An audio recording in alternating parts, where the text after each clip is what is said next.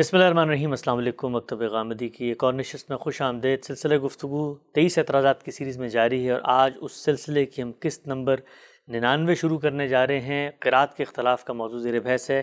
اس موضوع کی آج 7ویں نشست کا آغاز کرتے ہیں۔ ہم سے بہت شکریہ آپ کے وقت کا۔ گزشتہ 6 نشستوں میں ہم تیسرے مرحلے کے پہلے پہلو کی تکمیل تک پہنچ چکے تھے۔ آپ نے بتایا کہ تیسرا مرحلہ صحابہ کرام سے قرآن مجید کی آگے منتقلی کا مرحلہ ہے اور تینوں پہلو اس میں زیر بحث آئیں گے۔ متن قرآن کے بارے میں صحابہ کرام نے کیا کیا، قرات کے بارے میں، اور اس طرح لہجے قرآن کے بارے میں۔ وہ دو روایات جو بالعموم غلط فہمی کا باعث بنتی ہیں، بڑی تفصیل سے وہ واضح ہوئیں، ان کا پرسپیکٹو پس منظر بھی سامنے آیا۔ میں چاہتا ہوں وہیں سے بات کو جوڑیں اور یہ بتائیں کہ تیسرے مرحلے میں متن قرآن میں صحابہ کرام کے اقدامات کی بحث مکمل ہو گئی، قرات اور لہجے کے بارے میں اب اس تیسرے مرحلے میں کیا سننا باقی رہ گیا؟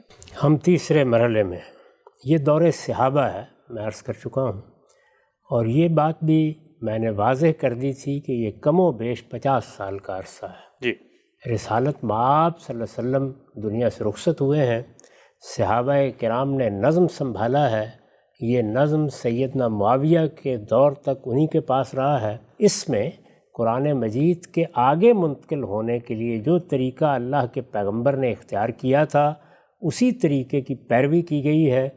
دو مسائل پیش آئے، ان کے بارے میں صحابہ کرام نے کیا اقدام کیا اس کی تفصیلات میں عرض کر چکا ہوں، اور ان دونوں کا تعلق کس چیز سے تھا؟ قرآن کے متن سے۔ یعنی قرآن مجید جب لکھا گیا تحریری صورت میں، اس کے نسخے تیار ہوئے، اب ظاہر ہے اس کا متن وجود میں آئے گا۔ قرات تو پڑھنے کی چیز ہے، وہ ریڈنگ ہے، ریسیٹیشن ہے، اس میں تو آپ ایک متن کو پڑھتے ہیں اور اس طریقے سے ایک چیز وجود میں آتی ہے، لیکن وہ متن جو تحریر نے وجود پذیر کر دیا ہے، صحابہ کرام اسی طریقے سے اس کو لکھ رہے ہیں، آگے کی نسلوں کو منتقل کر رہے ہیں۔ اس کے املاء سے متعلق ایک بڑا اقدام سیدنا عثمان نے کیا، اور اب گویا ہمیشہ کے لیے طے ہو گیا کہ قرآن مجید کے املاء کا بھی یہ معیار طے کر دیا گیا ہے، اس سے اب کوئی شخص اختلاف نہیں کرے گا۔ چنانچہ انہوں نے حکم جاری کر دیا کہ اس املاء سے مختلف اگر کوئی املاء کسی کے پاس ہے تو وہ تمام نسخے ضائع کر دیے جائیں۔ ٹھیک۔ دوسری چیز قرات ہے۔ میں یہ عرض کر چکا کہ رسالت مآب صلی اللہ علیہ وسلم کے زمانے میں بھی اس کا جو ممکن طریقہ تھا وہ یہی تھا کہ لوگ یاد کر کے آگے منتقل کر رہے تھے، یعنی قرآن مجید حفظ کیا جائے گا، زبانی یاد کیا جائے گا۔ یہ غیر معمولی معاملہ اس کتاب کے بارے میں ہوگا۔ یہ اہتمام پیدا ہی یہاں سے ہوا ہے کہ ہم نے صرف اس کا متن منتقل نہیں کرنا جس طرح کہ دنیا بھر میں کتابیں منتقل ہوتی ہیں، بلکہ رسالت مآب صلی اللہ علیہ وسلم کی قرات، رسالت مآب صلی اللہ علیہ وسلم کی ریڈنگ بھی آگے منتقل کرنی ہے۔ تو یہ تو ایک ہی صورت میں منتقل ہو سکتی تھی، اور وہ یہ کہ لوگ زبانی یاد کر لیں، یعنی جیسے رسالت مآب صلی اللہ علیہ وسلم سے انہوں نے سنا ہے اسی طریقے سے وہ زبانی یاد کر کے خود بھی پڑھیں، اگر کسی کو پڑھائیں تو اسی طریقے سے پڑھائیں، اگر کسی کو سنائیں تو اسی طریقے سے سنائیں۔ ٹھیک۔ چنانچہ قرآن مجید اسی طرح پڑھا جا رہا ہے۔ ان روایتوں میں بھی جن پر ہم نے بحث کی، آپ نے یہ دیکھا کہ لوگ قرآن پڑھ رہے ہیں، یعنی کوئی دیکھ کر پڑھ رہا ہے تو گویا متن سے قرات کر رہا ہے، حفاظ ہیں مختلف جگہوں پر قرآن سنا رہے ہیں، اور میں نے یہ توجہ دلائی تھی کہ اس طرح کی چیزیں لشکریوں کے ہاں زیادہ سامنے آ جاتی ہیں، کیونکہ ایک جگہ لوگ کیمپ لگا کے بیٹھے ہوئے ہوتے ہیں، ایک ہی جگہ رہتے ہیں، وہیں نمازیں بھی مل کر پڑھتے ہیں، تو ایسی بہت سی چیزیں سامنے آ جاتی ہیں۔ چنانچہ جو چیز بھی سامنے آئی، جس طرح آج ہمارے سامنے کوئی چیز آئے گی تو ہم اہتمام کریں گے، اسی طریقے سے انہوں نے بھی اہتمام کیا، اور اس طرح متن کی حفاظت کے بارے میں کوئی تردد باقی نہیں رہا۔ قرات کا معاملہ لوگوں کی قرات ہی پر مبنی تھا، وہ اس کو قرات کر رہے تھے، ایک دو نہیں دسیوں کی تعداد میں قرآن مجید کے مختلف حصے لوگوں کو یاد تھے، دسیوں کی تعداد میں لوگ قرآن مجید پورے کے پورے قرآن کے حفاظ تھے۔ صحابہ کرام کے جلیل القدر لوگ وہ بجائے خود قرآن مجید کے پڑھنے والے ہیں، خلفائے راشدین سب کے سب قرآن کے حفاظ میں سے ہے۔ چنانچہ جتنے لوگ بھی بعد میں اپنی قرآن مجید کی سند بیان کرتے ہیں، وہ اگر آپ غور کریں تو انہی چاروں تک پہنچتی ہے زیادہ تر۔ زید بن ثابت رضی اللہ عنہ کا کیا مقام ہے اس پر بھی ہم گفتگو کر چکے ہیں۔ تو اسی طریقے سے یہ قرات پڑھائی جا رہی ہے، یہ پڑھی جا رہی ہے، یہ آئندہ نسلوں کو سکھائی جا رہی ہے، اور اسی طرح منتقل ہو رہی ہے جس طرح یہ اب منتقل ہوتی ہے۔ یعنی اس وقت بھی ہمارے اپنے زمانے میں بھی اس کی ایک صورت یہ موجود ہے کہ ہم جب رمضان کا مہینہ آتا ہے تو یہ قرآن سننے کے لیے مسجدوں میں جاتے ہیں، وہاں کچھ لوگوں کو قرآن یاد ہوتا ہے، وہ آگے کھڑے ہو کر پورا قرآن اس مہینے میں پڑھتے ہیں اور ان کے پیچھے ایک یا دو لوگ ان کی تصحیح کرنے کے لیے کھڑے ہوتے ہیں۔ یعنی یہ سلسلہ قرآن کے حفظ کا سلسلہ، قرآن کی قرأت کو منتقل کرنے کا اور حفظ کے ذریعے سے منتقل کرنے کا سلسلہ، یہ صرف یہ نہیں ہے کہ ماضی کی سرگزشت ہے، یہ آج بھی اسی طرح جاری ہے اور مسلمان اس روایت کو قائم رکھے ہوئے ہیں۔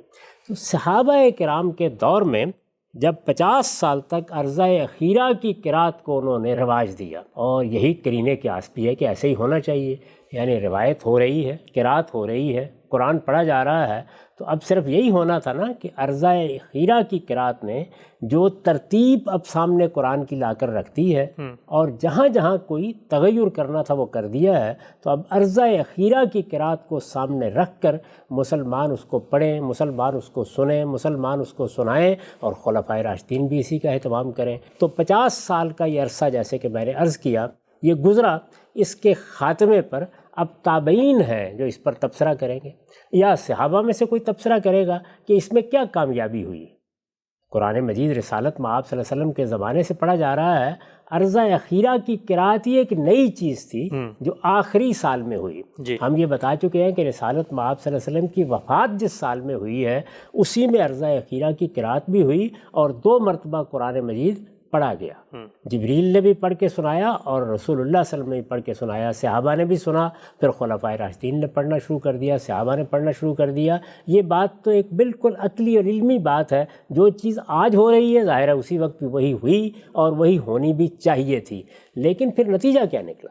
یعنی کیا صحابہ کرام اس پہ کامیاب ہو گئے کہ وہ عرضہ اخیرہ کی قرأت کو ہر طرف رائج کر دیں، وہی مسلمانوں کی قرأت بن جائے، اس میں ادنیٰ درجے میں کوئی اختلاف باقی نہ رہے، سب کے سب لوگ اسی کے مطابق قرآن پڑھنے لگ جائیں؟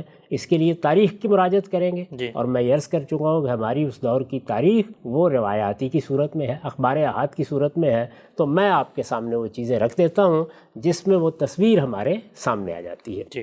یہ میں الجامع الکامل فی الحدیث الصحیح شامل سے آپ کے سامنے رکھ رہا ہوں۔ اس میں جو روایتیں انہوں نے جمع کی ہیں اس میں سب سے پہلی روایت ایک صحابی سمرہ بن جندب کی ہے۔ یہ سمرہ بیان کرتے ہیں کہ اورز القرآن علی رسول اللہ صلی اللہ علیہ وسلم عرضات، ایک تاریخی واقعے کا حوالہ دیتے ہیں کہ قرآن مجید رسول اللہ صلی اللہ علیہ وسلم کے سامنے ایسا ہی نہیں کہ ایک مرتبہ جبریل آتے تھے اور آ کے سنا کے چلے گئے، نہیں، یہ بار بار پیش کیا گیا، بار بار پیش کیا گیا کی تفصیل ہم بیان کر چکے ہیں۔ یعنی ہر رمضان میں وہ آتے تھے اور جتنا قرآن نازل ہو چکا ہوتا تھا اس کو جبریل پڑھتے تھے، اور رسالت مآب صلی اللہ علیہ وسلم نے اسی مقصد سے اعتکاف کو اپنا ایک معمول بنا لیا ہوا تھا، اسی مقصد سے، یعنی قرآن سنا جاتا تھا، قرآن سنایا جاتا تھا۔ اس کو انہوں نے پہلے بیان کیا ہے۔ یہ میں یہاں واضح کر دوں کہ یہ بزار کی روایت ہے اور اس کا رقم ہے 4564۔ اورز القرآن علی رسول اللہ صلی اللہ علیہ وسلم عرضات، یہ متربع کرتے ہیں کہ قرآن مجید کا معاملہ یہ نہیں رہا کہ ایک بار سنا دیا اور بس اس کے بعد آپ جانے اور آپ کا کام نہیں، یہ اہتمام اس کے بارے میں رسول اللہ صلی اللہ علیہ وسلم کی ساری زندگی رہا، خاص طور پر مدینے میں، کہ جبریل آئیں گے، رمضان میں قرآن مجید جتنا پڑھا گیا ہے اسی ترتیب سے اس کو سنایا جائے گا، جو ترتیب بعد میں دینی ہے۔ کہتے ہیں فیقولون، یہ صحابہ کہتے ہیں، یعنی یہ خود صحابی ہیں اور اس آخری دور میں یہ صحابہ ہی کا ایک قول نقل کر رہے ہیں۔ صحابہ کہتے ہیں قرأتنا ہذہ ہے الارضہ الاخیرہ، کہ یہ جو اس وقت قرأت ہم سب لوگوں میں رائج ہو چکی ہے، جس پر سب لوگ قرآن پڑھ رہے ہیں، یہ جو ہماری قرأت ہے، سب لوگ اس بات کو جان لیں کہ یہ عرضہ اخیرہ کی قرأت ہے۔ یعنی صحابہ کرام لوگوں کو بتاتے تھے، اس بات کی طرف توجہ دلاتے تھے، اس کی تعلیم دیتے تھے کہ اس وقت جو قرأت ہم کر رہے ہیں، یعنی مسجدوں میں ہو رہی ہے، قرآن پڑھ کے سنایا جا رہا ہے، یہ آپ کو معلوم ہے کہ قرآن کے مسجدوں میں پڑھنے کی روایت سیدنا عمر کے زمانے میں باقاعدہ ہو چکی تھی، جیسے کہ اس وقت بھی ہمارے ہاں رمضان میں قرآن پڑھ کے سنایا جاتا ہے۔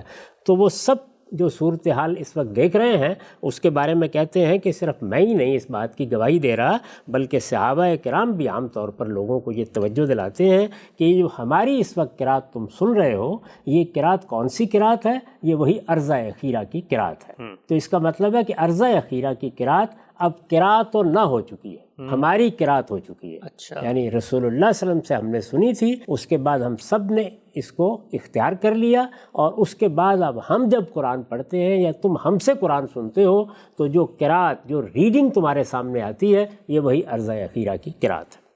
اس کے بعد عبیدہ السلمانی، یہ بڑے جلیل القدر تابعی ہیں، ان کی روایت ہے، اور یہ ابن ابی شیبہ سے میں آپ کو پڑھ کے سنا رہا ہوں۔ اس کا رقم ہے 30,922۔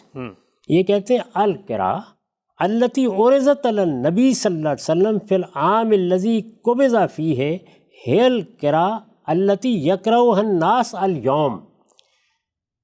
عبیدہ کہتے ہیں کہ وہ قرات جو رسالت مآب صلی اللہ علیہ وسلم کے سامنے اس وقت پیش کی گئی جب آپ آخری سال میں تھے اور اسی میں آپ کی وفات ہوئی۔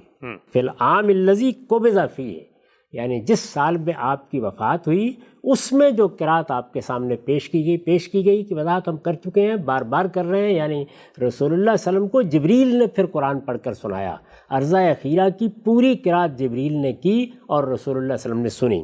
تو یہ بیان کرتے ہیں کہ اس آخری سال میں جس میں آپ کی وفات ہوئی ہے جو قرات کی گئی، وہ کون سی قرات ہے؟ عرضہ اخیرہ کی قرات۔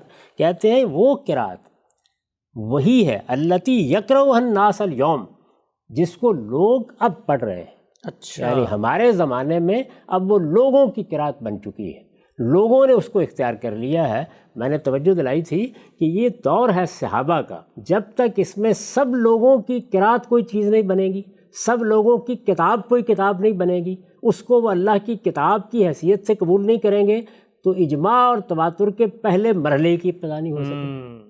تو یہ بات کہ ان کی تعداد کیا تھی، یہ بات کہ انہوں نے اللہ کی کتاب کو اپنایا، یہ بات کہ وہ اللہ کی کتاب کو پڑھنے والے تھے، یہ بات کہ ان میں سے کوئی رسالت مآب صلی اللہ علیہ وسلم سے بغاوت کر کے نہیں کھڑا ہو گیا، ان کا ایک نظم قائم ہوا، یہ تو اسٹیبلش ہسٹری ہے۔ ٹھیک، یعنی یہ خود تاریخ کے لحاظ سے اجماع اور تواتر پر مبنی تاریخ ہے، نقل الکافہ عن الکافہ کے طریقے پہ آئی ہے، اور یہ اس موقع کے اوپر یہ بتا رہے ہیں کہ ہمارے درمیان جو قرات رائج ہو چکی ہے، جس پر لوگ پڑھتے ہیں، روزانہ تلاوت کرتے ہیں، ہر جگہ ہم ان کو سنتے ہیں، یہ وہی قرات ہے جس پر رسالت مآب صلی اللہ علیہ وسلم نے اس امت کو چھوڑا تھا، اور یہ قرات آخری سال میں ہوئی تھی، اور آخری مرتبہ جبریل امین نے اس قرات کے مطابق قرآن پڑھا تھا۔ یہ کون بیان کر رہے ہیں؟ عبیدہ السلمانی۔ ٹھیک، اس کے بعد ایک اور جلیل القدر تابعی ہیں، یعنی صحابہ کا زمانہ اب خاتمے پہ ہے تو ظاہر تابعین ہی بیان کریں گے۔ یہ ابن سیرین ہے، اور ان کی روایت میں آپ کو سنن سعید بن منصور سے پڑھ کے سنا رہا ہوں۔ اس کا رقم ہے 57۔ کانا جبریل یعارض النبی صلی اللہ علیہ وسلم فی کل شہر رمضان۔ یہ بھی لوگوں کو توجہ دلاتے ہیں اسی واقعے کی جانب، اسی تاریخی حقیقت کی طرف، کہ یہ معلوم رہنا چاہیے کہ جبریل ہر رمضان میں قرآن مجید کا رسول اللہ صلی اللہ علیہ وسلم کے ساتھ معارضہ کرتے تھے۔ معارضہ کرتے تھے یعنی وہ پڑھتے تھے، حضور سنتے تھے، حضور پڑھتے تھے، جبریل سنتے تھے۔ اس کو معارضہ کہیں گے عربی میں۔ کانا جبریل یعارض النبی صلی اللہ علیہ وسلم فی کل شہر رمضان، جبریل امین ہر رمضان میں نبی صلی اللہ علیہ وسلم کے ساتھ قرآن کا معارضہ کرتے تھے۔ فلما کان العام الذی قبض فیہ عارضہ مرتین، چنانچہ جب وہ سال آیا جس میں رسالت مآب صلی اللہ علیہ وسلم کی وفات ہوئی ہے تو جبریل امین نے یہ معارضہ 2 مرتبہ کیا۔ قال فیرجی ان تکون قراتنا هذه علی الارض الاخیرہ، چنانچہ یہی سمجھنا چاہیے کہ یہ جو ہماری اس وقت کی قرات ہے، جس پر ہم اس وقت قرآن پڑھ رہے ہیں، یہ وہی عرضہ اخیرہ کی قرات ہے۔ ٹھیک، تو یہ صحابہ میں سے سمرہ بن جندب کی روایت میں نے آپ کو سنا دی، ان تابعین کی روایت بھی بتا دی۔ یہ سب کیا بیان کر رہے ہیں؟ یہ بیان کر رہے ہیں کہ صحابہ کرام نے جب رسالت مآب صلی اللہ علیہ وسلم سے عرضہ اخیرہ کی قرات حاصل کی، پھر اس کو رواج دیا، تو وہ ان کے زمانے تک، ان کا زمانہ کیا ہے؟ صحابہ کا زمانہ ختم ہو رہا ہے، تابعین کا زمانہ شروع ہو رہا ہے۔ یہ اس موقع کے اوپر، یعنی صحابہ کے زمانے کے آخر میں یہ تبصرہ کر رہے ہیں کہ وہ قرات، وہ عرضہ اخیرہ کی قرات اب ہماری قرات بن چکی ہے، لوگوں کی قرات بن چکی ہے، اب وہ قرات عامہ ہے۔ یہ تعبیر بھی آپ بعد میں دیکھیں گے، اور تعبیر یہ اس لیے اختیار کی گئی کہ گویا یہ علم العامہ کو لوگوں کے لیے واضح کر دے۔ یعنی اب گویا قرآن مجید کوئی علم الخاصہ نہیں ہے کہ 2-4 لوگ ہیں، کوئی پادری ہیں، کوئی برہمن ہیں، کوئی مولوی حضرات ہیں، کوئی قاری ہیں، کسی جگہ بیٹھ کے قرآن پڑھ رہے ہیں۔ قرآن مجید اب لوگوں کے ہاتھوں میں ہے، لوگوں کے سینوں میں ہے، لوگوں کی زبانوں پر ہے، اور ان کی زبانوں پر جو قرآن ہے اس کی قرأت کیا ہے؟ وہ عرضہ اخیرہ کی قرأت ہے۔ یہ گویا صحابہ کے پورے دور پر انہوں نے تبصرہ کر دیا ہے کہ وہ دنیا سے اب جا رہے ہیں ایک کے بعد دوسرا۔ ظاہر ہے کہ میں بتا چکا کہ ایسا نہیں ہوگا کہ جیسے ہی 50 سال مکمل ہوں گے تو سب صحابہ دنیا سے رخصت ہو جائیں گے۔ بہت دیر تک صحابہ رہے ہیں، ان میں سے بہت سے لوگوں نے تابعین کا زمانہ بہت دیر تک دیکھا ہے، بلکہ ان میں سے بعض کے بارے میں تو یہ بیان کیا جاتا ہے کہ وہ پہلی صدی کے آخر یا دوسری صدی کی ابتدا تک زندہ تھے۔ دور صحابہ یعنی جب نظم ان کے پاس ہے، اور ابھی تابعین کے پاس مسلمانوں کا نظم نہیں آیا۔ تابعین کون ہیں؟ جنہوں نے صحابہ کرام سے دین سیکھا ہے۔ تو یہ تابعین کی شہادت بھی سامنے آ گئی، اور ایک جلیل القدر صحابی نے بھی یہ بیان کر دیا کہ اس وقت جو صورتحال ہے وہ تاریخ کو منتقل ہو جانی چاہیے۔ وہ یہ کہ صحابہ کرام اس میں پوری طرح کامیاب رہے ہیں کہ انہوں نے عرضہ اخیرہ کی قرأت کو مسلمانوں میں رائج کر دیا۔ اس کے آخر میں اب وہ بیان بھی آپ سن لیجئے جس میں ایک بڑی شخصیت نے اس ساری صورتحال پر تبصرہ کیا ہے۔ یہ کون ہے؟ یہ ابو عبد الرحمن السلمی، رسول اللہ صلی اللہ علیہ وسلم کی زندگی میں پیدا ہو گئے تھے، ولادت ان کی حضور کی زندگی میں ہوئی، لیکن صحابی کی حیثیت سے رسول اللہ صلی اللہ علیہ وسلم کو نہ انہوں نے دیکھا، نہ اس طرح آپ کے ہاتھ پر ایمان لائے۔ اس وجہ سے جلیل القدر تابعین ہی میں ان کو شامل کیا جاتا ہے۔ ٹھیک۔ ان کی جو شخصیت ہے وہ اس لحاظ سے بڑی نمایاں ہے کہ یہ آنکھوں سے محروم تھے، بینائی سے محروم تھے۔ اچھا۔ اس کے باوجود قرآن مجید کے پڑھنے، قرآن مجید کے سنانے، قرآن مجید کی قرأت کو آگے منتقل کرنے، قرآن مجید کی تعلیم دینے میں ان کی حیثیت گویا امام الائمہ کی اچھا بہت بڑی شخصیت ہے، اور ان کا شمار کبار تابعین میں ہوتا ہے۔ یہ کیا کہتے ہیں، اور یہ میں آپ کو پڑھ کر سنا رہا ہوں البرہان فی علوم القرآن سے۔ یہ آپ جانتے ہیں کہ اس کتاب کا کیا درجہ ہے ہمارے ہاں، خاص طور پر علوم القرآن کی کتابوں میں۔ زرکشی کی معروف کتاب۔ یہ ابو عبد الرحمن السلمی کہتے ہیں کانت قرأت ابی بکر و عمر و عثمان و زید ابن ثابت والمہاجرین والانصار واحدہ، یعنی یہ بات کسی شخص کے لیے باعث تردد نہیں ہونی چاہیے کہ قرآن مجید مختلف قرأتوں پر پڑھا جا رہا ہے۔ یہ بات جان لیں کہ سیدنا ابو بکر کی قرأت، یہ دیکھیے رسالت محمد صلی اللہ علیہ وسلم کا زمانہ ختم ہو چکا، سیدنا ابو بکر کی قرأت، عمر کی قرأت، عثمان کی قرأت، زید بن ثابت کی قرأت، اور یہی کیا تمام مہاجرین اور انصار کی قرأت ایک ہی تھی۔ اور یہ متصل بات صحابہ کی فرما رہے ہیں۔ اس جلیل القدر امام کے بارے میں، ابو عبد الرحمن السلمی کے بارے میں یہ بات بھی پیش نظر رہنی چاہیے کہ یہ کوئی بات کے زمانے کے لوگوں میں سے نہیں ہے۔ میں عرض کر چکا کہ رسالت مآب صلی اللہ علیہ وسلم کی زندگی میں ان کی ولادت ہو گئی تھی، اور یہ 73-74 ہجری میں دنیا سے رخصت ہو گئے ہیں۔ گویا صحابہ ہی کا پورا دور ہے جس میں انہوں نے قرآن پڑھایا ہے، جس میں انہوں نے لوگوں کو قرآن کا لہجہ سکھایا ہے، اور یہ اس فن کے ائمہ میں سے ہیں، بلکہ امام الائمہ ہیں۔ کانت قرأت ابی بکر و عمر و عثمان و زید ابن ثابت والمہاجرین والانصار واحدہ، ابو بکر کی قرأت، عمر کی قرأت، عثمان کی قرأت، زید بن ثابت کی قرأت، تمام مہاجرین و انصار کی قرأت ایک ہی تھی۔ سبحان اللہ۔ ان کے ہاں کسی قرأت کے تعدد کا کوئی تصور نہیں تھا۔ کانو یقرؤون القرأۃ العامہ، وہ کون سی قرأت تھی؟ وہ قرأت عامہ تھی، یعنی مطلب کیا ہے؟ وہی جو عام لوگوں کی قرأت، یعنی عوام کی قرأت، جس میں عام مسلمان قرآن پڑھ رہے ہیں۔ یہ ہم نے دیکھا نا کہ تابعین کیا کہہ رہے ہیں کہ یہ اب ہماری قرأت ہو چکی ہے، قرأتنا، یہ لوگوں کی قرأت ہو چکی ہے، لوگ اسی قرأت کے مطابق قرآن پڑھ رہے ہیں۔ تو یہ کہتے ہیں کہ یہ اب قرأت عامہ کے مطابق قرآن پڑھتے تھے۔ قرأت عامہ کون سی قرأت؟ وَهِيَ الْقِرَاءَۃُ الَّتِي قَرَأَهَا رسول اللہ صلی اللہ علیہ وسلم علی جبریل مرتین فی العام الذی قبض فیہ۔ یہ وہی قرأت ہے۔ یہ عامہ کی قرأت کون سی ہے؟ القرأۃ العامہ۔ یہ عوام کی قرأت کون سی ہے؟ عام مسلمان کس قرأت کے مطابق قرآن پڑھ رہے تھے؟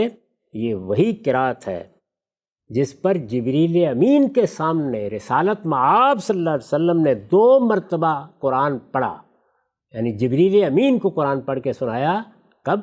اس سال میں جس میں آپ کی وفات ہوئی، یعنی اسی واقعے کا حوالہ دیتے ہیں۔ رسالت مآب صلی اللہ علیہ وسلم نے اپنی وفات کے آخری سال میں جبریل کو جس قرأت پر قرآن پڑھ کر سنایا تھا، یہ وہی قرأت ہے جو اب عامہ کی قرأت ہے۔ اور کبھی خیال نہ کریں کہ عامہ کی قرأت اور جلیل القدر صحابہ کی قرأت مختلف تھی، نہیں، یہی ابو بکر کی قرأت تھی، یہی عمر کی قرأت تھی، یہی عثمان کی قرأت تھی، یہی زید بن ثابت کی، یہی تمام مہاجرین و انصار کی قرأت تھی۔ اور یہ اب قرأت عامہ ہو چکی ہے۔ کہتے ہیں وَكَانَ زَيْدٌ قَدْ شَهِدَ الْأَرْضَ الْأَخِيرَةَ، یہ جو جبریل کو آخری مرتبہ رسول اللہ صلی اللہ علیہ وسلم نے 2 مرتبہ قرآن پڑھ کر سنایا، یہ عرضہ اخیرہ تھا، اور اس عرضہ اخیرہ میں زید موجود تھے، اس لیے میں نے خاص طور پر ان کا ذکر کیا۔ اچھا، یعنی ظاہر ہے کہ خلفائے راشدین کے ساتھ ان کا ذکر کیا، وہ موجود تھے۔ وَكَانَ يُقْرِي النَّاسَ بِهَا حَتَّى مَاتَ، اور زید جب تک زندہ رہے کسی اور قرأت پر نہیں، اسی قرأت پر لوگوں کو قرآن پڑھایا کرتے تھے۔ وَلِذَلِكَ اعْتَمَدَهُ الصِّدِّيقُ فِي جَمْعِهِ، یہی باعث ہے کہ سیدنا صدیق نے انہی پر اعتماد کیا جب انہوں نے اپنے لیے وہ نسخہ تیار کروایا تھا۔ وَلِذَلِكَ اعْتَمَدَهُ الصِّدِّيقُ فِي جَمْعِهِ وَوَلَّهُ عثمان كِتْبَةَ الْمُصْحَفِ، اور عثمان رضی اللہ عنہ نے جب مصحف کے نسخے تیار کرائے تھے، تحریر کرائی تھی، اس موقع کے اوپر بھی انہی کو ذمہ داری دی تھی، تو اس کی وجہ بھی یہی تھی۔ یعنی ان کی یہ خصوصی حیثیت ہے کہ ان کو عرضہ اخیرہ میں شامل ہونے اور جبریل امین سے قرآن سننے، رسالت مآب صلی اللہ علیہ وسلم سے قرآن سننے کا شرف حاصل ہوا۔ تو اس طریقے سے یہ بات بالکل واضح ہو جاتی ہے کہ قرأت کا جہاں تک تعلق ہے، یعنی رسالت مآب صلی اللہ علیہ وسلم کی قرأت، رسالت مآب صلی اللہ علیہ وسلم کی ریڈنگ، پھر توجہ دلا دی جائے کہ یہ قرآن مجید کا خصوصی اعجاز ہے کہ دنیا کی کتابوں میں وہ واحد کتاب ہے جس کو جس طرح پیش کیا گیا، اس کے پیش کرنے والوں نے اس کو پڑھا ہے، اور جب پڑھا ہے تو اس قرأت کو بھی منتقل کیا گیا ہے، ورنہ دنیا کی کتابوں کا متن ہی منتقل ہوتا ہے، اس کو قاری حضرات پڑھتے ہیں، یعنی پڑھنے والے اپنے طریقے پر پڑھتے ہیں۔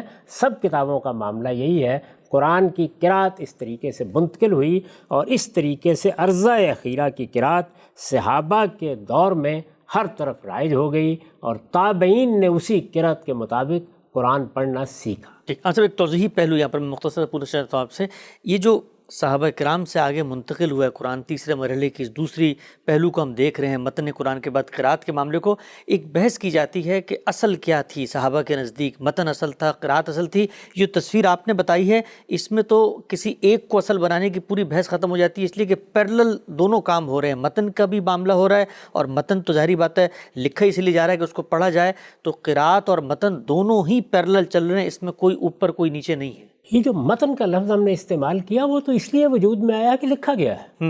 جب لکھا جائے گا تو لکھنے میں قرأت تو نہیں لکھی جا رہی، جی ہاں، جو عام طور پر کتابیں لکھی جاتی ہیں ان میں بھی متن ہی وجود میں آتا ہے، ٹیکسٹ وجود میں آ جاتا ہے، اس کو پڑھنا کیسے ہے اس پر میں تفصیلی گفتگو کر چکا ہوں کہ میں پڑھوں گا، آپ پڑھیں گے۔ دنیا کی تمام کتابیں، اس وقت بھی عربی زبان میں سینکڑوں کتابیں ہیں، میں ابھی یہ عبارت آپ کو پڑھ کر سنا رہا تھا، اس کو میں پڑھ رہا تھا، یعنی یہ جس نے لکھی ہے اس نے اس کو کس طرح پڑھا تھا یہ میں نہیں جانتا، یہ میں نے آپ کو پڑھ کر سنائی ہے۔ تو ایسے ہی سب کتابیں پڑھی جاتی ہیں۔ قرآن کے معاملے میں یہ اہتمام کیا گیا کہ جیسے رسول اللہ صلی اللہ علیہ وسلم نے اس کو پڑھا ہے اس کو بھی ہم آگے منتقل کریں گے، تو ظاہر ہے کہ متن اس کی تحریر سے وجود میں آ جائے گا اور پڑھنے کا عمل اس طریقے سے جاری رہے گا۔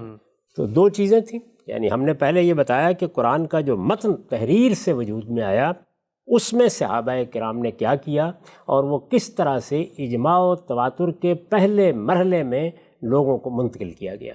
اور اب ہم نے یہ دوسری بات بھی واضح کر دی کہ قرأت کا معاملہ کیا ہوا، اور صحابہ کے دور کے خاتمے اور تابعین کے دور کی ابتدا میں یہ قرأت کس طریقے سے القرأت العامہ بن چکی تھی، عوام کی قرأت، سب مسلمان اس کو پڑھ رہے تھے، اپنے بچوں کو اس کے مطابق قرآن پڑھا رہے تھے۔ ٹھیک، اس کے بعد اب تیسری چیز کو لیجئے، تیسری چیز کیا تھی؟ لہجہ، یعنی رسالت مآب صلی اللہ علیہ وسلم یا قریش جن کی زبان میں یہ نازل ہوا ہے ان کا لہجہ بھی آگے منتقل کیا جائے۔ یہ اہتمام بھی آپ نہیں بتا سکتے کہ دنیا میں کبھی سوچا بھی گیا ہو، لیکن یہ اہتمام بھی ہوا، اور اس میں آگے چل کے آپ کو بتاؤں گا کہ پہلے مرحلے میں تو کسی تردد کی ضرورت ہی نہیں تھی، اس لیے کہ قریش کوئی 2-4 لوگوں کا نام نہیں تھا، قریش ایک پورا قبیلہ تھا، وہی سب سے پہلے ایمان لائے تھے، وہی لوگ ہیں جن میں سے مہاجرین رسالت مآب صلی اللہ علیہ وسلم کے لیے گویا ہراول بنے۔ یہی وہ لوگ تھے کہ جو بعد میں جب سب کے سب ایمان لے آئے تو عرب کی سیادت ان کو منتقل ہوئی، تو ان لوگوں کی قرات یعنی یہ کیسے بولتے تھے، ان کا لہجہ کیا تھا، یہ ظاہر ہے کہ ایک متوارث چیز ہے۔ یعنی لہجہ ایسی چیز نہیں ہوتی کہ یہ مجھے یا آپ کو سیکھنا ہے، اہل زبان تو یہ توارث سے منتقل کرتے ہیں، ٹھیک، ایک نسل سے منتقل ہو جاتا ہے دوسری نسل کو، میں جس لہجے میں بات کرتا ہوں میری اولاد کو وہ لہجہ منتقل ہو جائے گا۔ بالکل اسی طریقے سے ہم یہ جانتے ہیں کہ جو لوگ کسی خاص علاقے میں ہوتے ہیں، کسی خاص گروہ سے تعلق رکھتے ہیں، ان کا لہجہ آگے منتقل ہوتا ہے۔ تو قریش ایک بڑا قبیلہ ہے، اس کے سینکڑوں ہزاروں لوگ موجود ہیں، وہ آگے بول رہے ہیں، عربی زبان بولی جا رہی ہے، لہجے کے معاملے میں ابتدا میں کسی تردد کی ضرورت نہیں تھی۔ پھر لہجے کا معاملہ یہ ہے کہ اگر وہ نہ بھی منتقل ہو تو اس کا قرآن کے متن، قرآن کے معنی، قرآن کے مطالب کسی چیز پر کوئی اثر نہیں پڑتا۔ ٹھیک، یعنی اس وقت بھی یہ ہے کہ ہر کتاب ہمارے پاس اس طرح تو نہیں آتی کہ ہم مثال کے طور پر انگریزی زبان کی کتاب ہے تو اسے ہم برطانوی لہجے میں پڑھ رہے ہیں، یا اردو زبان کی کتاب ہے تو اس کو ہم دہلی کے لہجے میں پڑھ رہے ہیں۔ اپنے اپنے لہجے میں لوگ پڑھتے رہتے ہیں، سیکھتے رہتے ہیں۔ قرآن مجید بھی اگر اس طرح ہوتا تو کوئی فرق باقی نہ ہوتا، لیکن میں آپ سے عرض کرتا ہوں جیسے آگے جا کے معلوم ہوگا کہ لہجے کے معاملے میں بھی مسلمانوں نے آخری درجے کا اہتمام کیا۔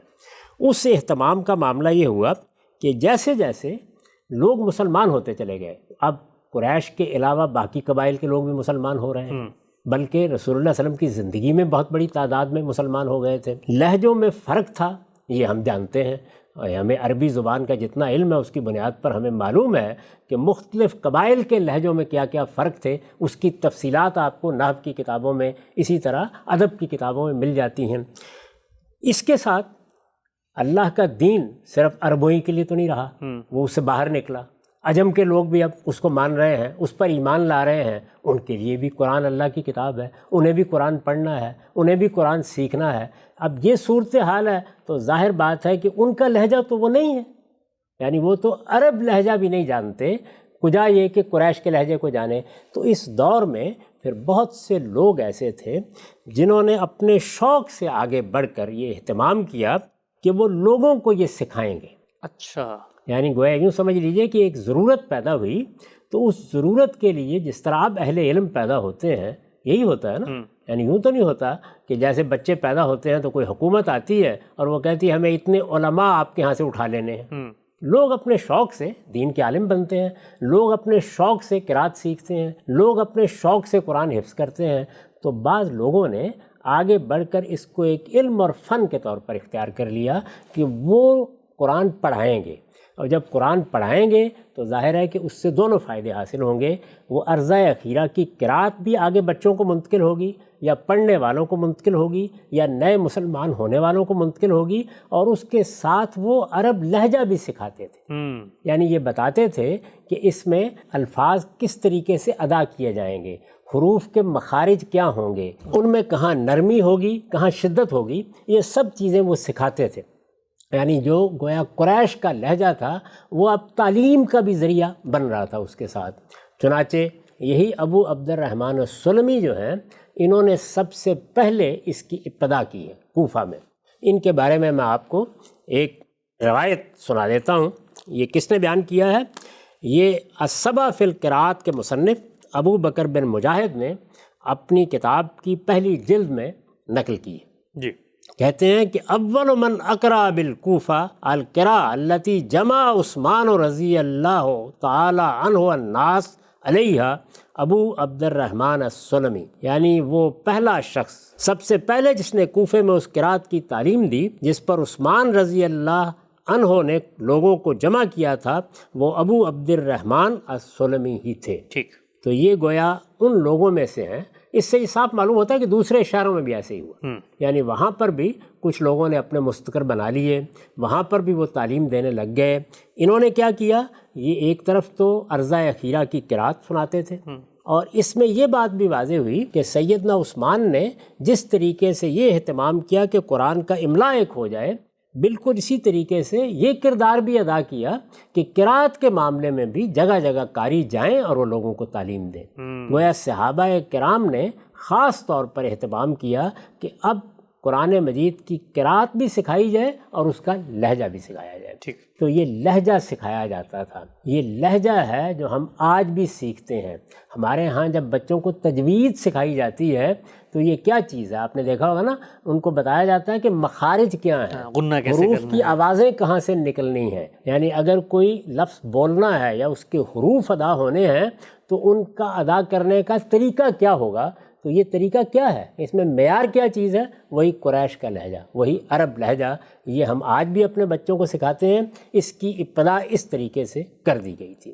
اس کے ساتھ اب تینوں چیزوں پر ہم نے تبصرہ کر دیا، یعنی متن کا معاملہ صحابہ کرام کے زمانے میں کیا ہوا، قرأت کو کس طریقے سے منتقل کیا گیا یہاں تک کہ وہ القراءۃ العامہ ہو گئی، اور لہجے کے معاملے میں کیا اہتمام کیا گیا، اس پر تیسرا مرحلہ پایہ تکمیل کو پہنچ جاتا ہے۔ اب جب تیسرا مرحلہ پایہ تکمیل تک پہنچا، صحابہ کرام نے قرآن مجید کا متن، اس کی قرأت اور پھر اس کے لہجے کو کیسے پوری کی پوری جماعت کی حیثیت میں آگے منتقل کیا ہے، اور یہ پہلو بھی اس سے واضح ہوتا ہے کہ بالکل ابتدا ہی میں پورے کے پورے معاشرے کی سطح پر یہ چیز انیشیٹ ہو رہی ہے۔